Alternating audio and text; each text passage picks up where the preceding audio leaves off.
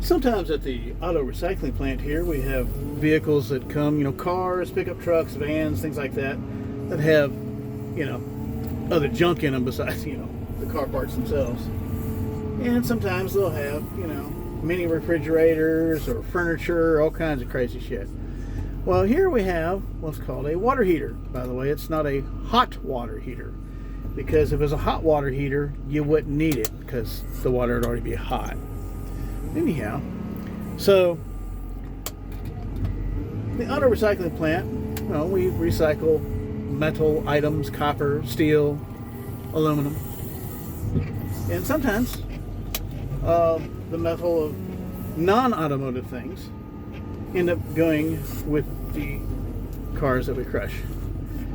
Now, this here particular water heater belonged to someone that I know.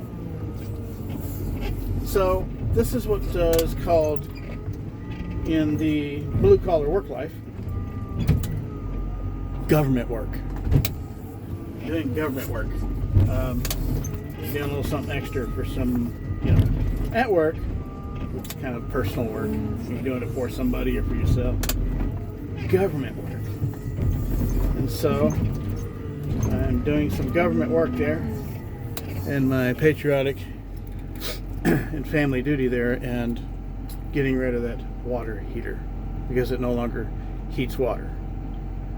Now, some people call them hot water heaters.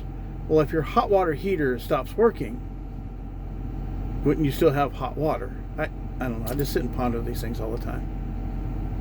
Anyhow, into this stupid